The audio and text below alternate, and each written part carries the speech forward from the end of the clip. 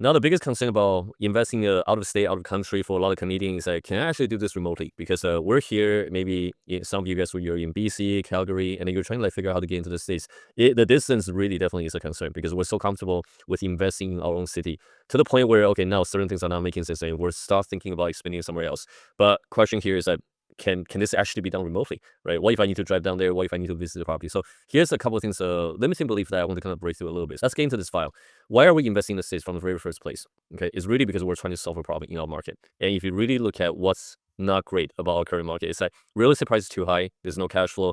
There's a restriction on STR, short-term rental, capital gain tax, landlord tenant board, and there's a lot of lease continuation. So eviction after the lease expires is really a problem, right? For example, a lot of times that we might want to, simply because tenants and us, we're not getting a loan, and we really don't want to continue with this relationship, but all of a sudden they have all the right to continue with the lease agreement, right? It could be that, it could be, hey, you really need the property to be repaired so that you can increase the value, so that you can like get your, some of your capital out of the property, and you really need the tenants to cooperate with you at that moment, right? Or in some cases, it will be the rent control or financing options, right? The scalability after 3, 4 properties. So we're here to solve a bunch of problems here because as an investor, I want to try to minimize the risk and try to expand the future opportunities, in the next like 5 to 10 years. So really, it goes down to solving all this problem, and we definitely want to get into the market where it's scalable. And because we're solving this problem, we're pivoting to a different market. It doesn't mean that the other market won't have its own problems. So how can we do this remotely? There's a lot of new operation, sort of like the approach that we need to take differently. Okay, this is the number one thing. We have to understand that a lot of things that we know, a lot of things that we operate doesn't actually translate into the States.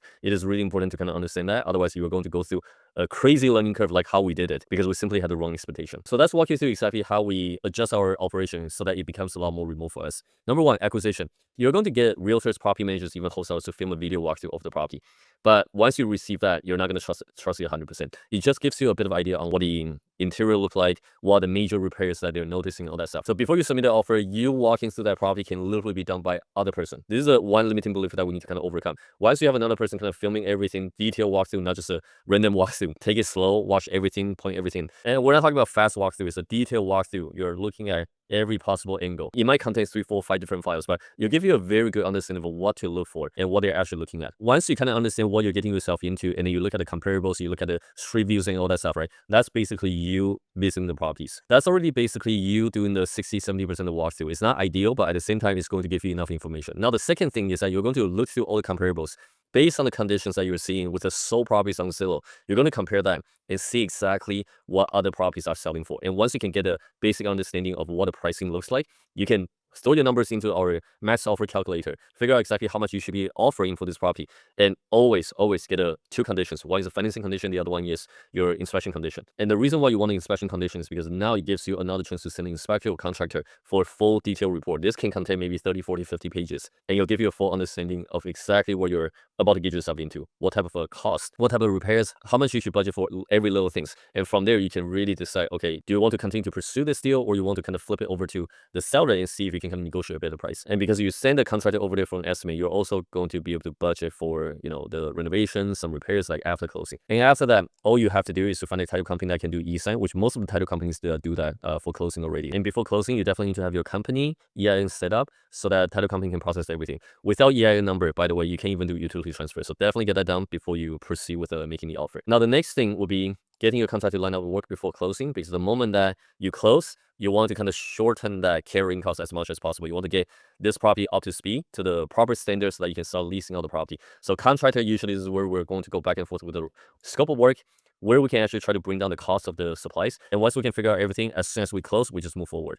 And last thing will be, after it's done, you can also send the property manager. You're going to pre-arrange the property manager to go look at the property, do the rent comparables and all that stuff. Get a photography ready so that you can have a proper marketing to find your next tenants. And the last thing I will say is that do not use a realtor, because there's no consequence for their service, as in if they find the wrong tenants, if they're not doing their full due diligence on tenants, not the tenant screening, or maybe they're just like try to get this out of the way because they focus more on the sales and not on the leasing, there isn't a lot of consequence tied up with performing a bad service. You always want to use property manager, because property manager, they need to manage the tenants afterwards. So they're going to really take up this whole process before placing or approving any tenants for you. Okay, so this is basically the process on how we acquire, manage, close the property, completely remotely. And obviously, in the very beginning, you still want to visit the city, get to know the team, get to know the property. But at the same time, if you're in a community where all these vendors are proven by other members or even like by us, you probably don't actually need to visit the properties. A lot of people acquire properties without visiting the site. You can probably do the same thing as well.